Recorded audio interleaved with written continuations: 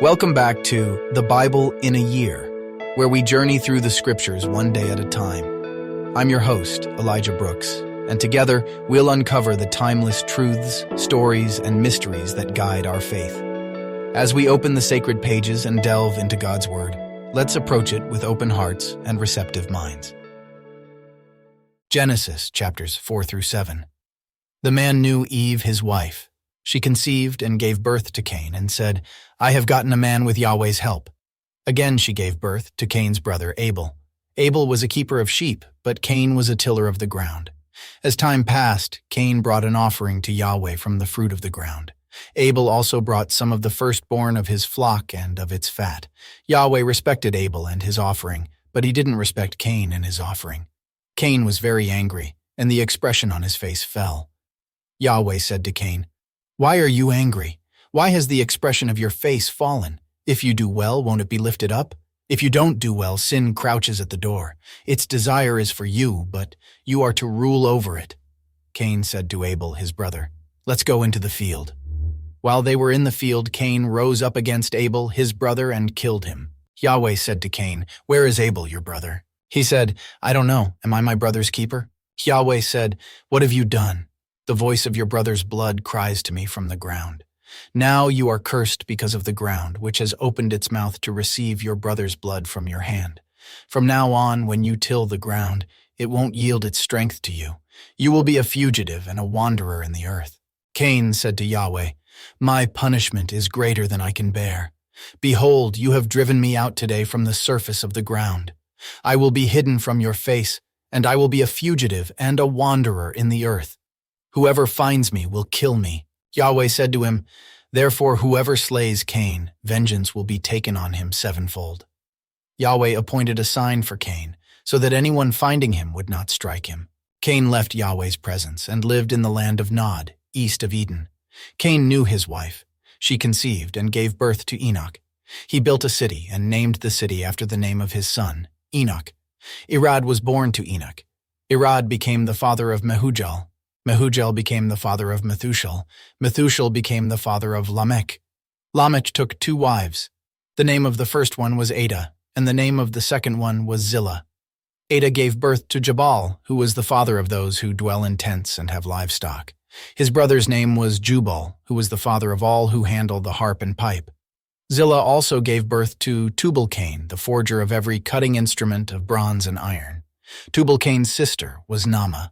Lamech said to his wives, "Ada and Zillah, hear my voice. You wives of Lamech, listen to my speech, for I have slain a man for wounding me, a young man for bruising me. If Cain will be avenged 7 times, truly Lamech 77 times. Adam knew his wife again. She gave birth to a son and named him Seth, saying, 'For God has given me another child instead of Abel, for Cain killed him.' A son was also born to Seth, and he named him Enosh. At that time men began to call on Yahweh's name. This is the book of the generations of Adam. In the day that God created man, he made him in God's likeness. He created them male and female and blessed them.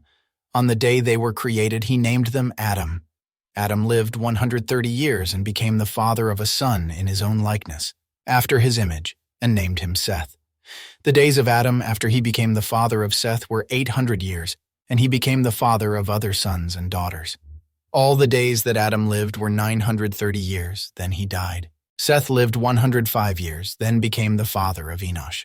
Seth lived after he became the father of Enosh 807 years, and became the father of other sons and daughters.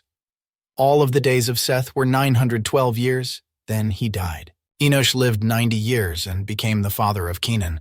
Enosh lived after he became the father of Kenan 815 years, and became the father of other sons and daughters.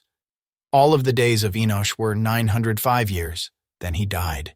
Kenan lived 70 years, then became the father of Mahalalel. Kenan lived after he became the father of Mahalalel 840 years, and became the father of other sons and daughters, and all of the days of Kenan were 910 years, then he died. Mahalalel lived 65 years, then became the father of Jared. Mahalalel lived after he became the father of Jared 830 years, and became the father of other sons and daughters. All of the days of Mahalalel were 895 years, then he died. Jared lived 162 years, then became the father of Enoch. Jared lived after he became the father of Enoch 800 years and became the father of other sons and daughters.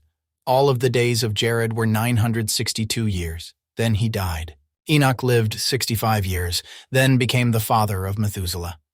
After Methuselah's birth, Enoch walked with God for 300 years and became the father of more sons and daughters. All the days of Enoch were 365 years. Enoch walked with God, and he was not found, for God took him. Methuselah lived 187 years, then became the father of Lamech. Methuselah lived after he became the father of Lamech 782 years and became the father of other sons and daughters. All the days of Methuselah were 969 years, then he died. Lamech lived 182 years, then became the father of a son. He named him Noah, saying, "This one will comfort us in our work and in the toil of our hands, caused by the ground which Yahweh has cursed." Lamech lived after he became the father of Noah 595 years, and became the father of other sons and daughters. All the days of Lamech were 777 years, then he died. Noah was 500 years old, then Noah became the father of Shem, Ham, and Japheth. When men began to multiply on the surface of the ground, and daughters were born to them, God's sons saw that men's daughters were beautiful, and they took any that they wanted for themselves as wives. Yahweh said, "My spirit will not strive with man forever, because he also is flesh, so his days will be 120 years. The Nephilim were in the earth in those days, and also after that when God's sons came into men's daughters and had children with them. Those were the mighty men who were of old, men of renown. Yahweh saw that the wickedness of man was great in the earth, and that every imagination of the thoughts of man's heart was continually only evil. Yahweh was sorry that he had made man on the earth, and it grieved him in his heart. Yahweh said, "I will destroy man whom I have created from the surface of the ground, man along with animals, creeping things, and birds of the sky, for I am sorry that I have made them." But Noah found favor in Yahweh's eyes. This is the history of the generations of Noah. Noah was a righteous man, blameless among the people of his time. Noah walked with God. Noah became the father of 3 sons, Shem, Ham, and Japheth. The earth was corrupt before God, and the earth was filled with violence. God saw the earth and saw that it was corrupt, for all flesh had corrupted their way on the earth. God said to Noah, "I will bring an end to all flesh, for the earth is filled with violence through them. Behold, I will destroy them and the earth. Make a ship of gopher wood. You shall make rooms in the ship, and shall seal it inside and outside with pitch. This is how you shall make it. The length of the ship shall be 300 cubits, its width 50 cubits, and its height 30 cubits. You shall make a roof in the ship, and you shall finish it to a cubit upward. You shall set the door of the ship in its side. You shall make it with lower, second, and third levels. I, even I, will bring the flood of waters on this earth, to destroy all flesh having the breath of life from under the sky. Everything that is in the earth will die, but I will establish my covenant with you. You shall come into the ship, you, your sons, your wife, and your sons' wives with you. Of every living thing of all flesh, you shall bring 2 of every sort into the ship, to keep them alive with you. They shall be male and female. Of the birds after their kind, of the livestock after their kind, of every creeping thing of the ground after its kind. 2 of every sort will come to you, to keep them alive. Take with you some of all food that is eaten, and gather it to yourself, and it will be for food for you and for them." Thus Noah did. He did all that God commanded him. Yahweh said to Noah, "Come with all of your household into the ship, for I have seen your righteousness before me in this generation. You shall take 7 pairs of every clean animal with you, the male and his female. Of the animals that are not clean, take 2, the male and his female. Also of the birds of the sky, 7 and 7, male and female, to keep seed alive on the surface of all the earth. In 7 days I will cause it to rain on the earth for 40 days and 40 nights. I will destroy every living thing that I have made from the surface of the ground." Noah did everything that Yahweh commanded him. Noah was 600 years old when the flood of waters came on the earth. Noah went into the ship with his sons, his wife, and his sons' wives because of the flood waters. Clean animals, unclean animals, birds, and everything that creeps on the ground went by pairs to Noah into the ship, male and female, as God commanded Noah. After the 7 days, the floodwaters came on the earth. In the 600th year of Noah's life, In the 2nd month, on the 17th day of the month, on that day all the fountains of the great deep burst open, and the sky's windows opened.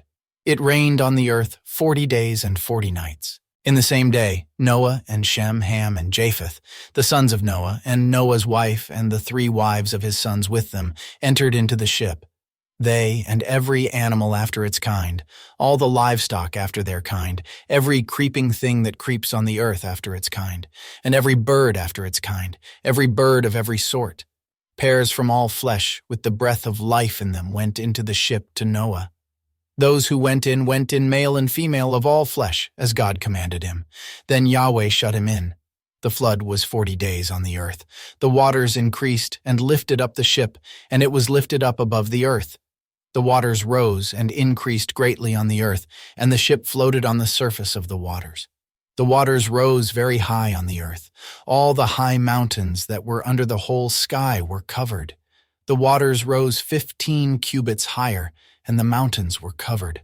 All flesh died that moved on the earth, including birds, livestock, animals, every creeping thing that creeps on the earth, and every man. All on the dry land, in whose nostrils was the breath of the Spirit of life, died. Every living thing was destroyed that was on the surface of the ground, including man, livestock, creeping things, and birds of the sky. They were destroyed from the earth.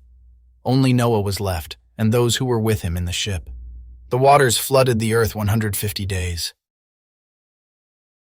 Psalm 2. Why do the nations rage, and the peoples plot a vain thing? The kings of the earth take a stand, and the rulers take counsel together, against Yahweh and against his anointed, saying, Let's break their bonds apart, and cast their cords from us. He who sits in the heavens will laugh. The Lord will have them in derision. Then he will speak to them in his anger, and terrify them in his wrath. Yet I have set my king on my holy hill of Zion. I will tell of the decree. Yahweh said to me, You are my son. Today I have become your father. Ask of me, and I will give the nations for your inheritance, the uttermost parts of the earth for your possession. You shall break them with a rod of iron. You shall dash them in pieces like a potter's vessel. Now therefore be wise, you kings. Be instructed, you judges of the earth. Serve Yahweh with fear, and rejoice with trembling. Give sincere homage to the Son, lest he be angry and you perish on the way, for his wrath will soon be kindled. Blessed are all those who take refuge in him. And so, dear listeners, we close another chapter in our journey through the Scriptures. We hope that today's passage has enlightened your spirit, and that you carry its wisdom with you throughout your day. Thank you for joining us on The Bible in a Year.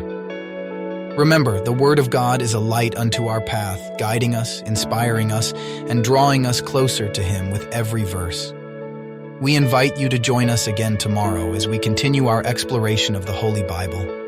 Until then, may God's grace and peace be with you.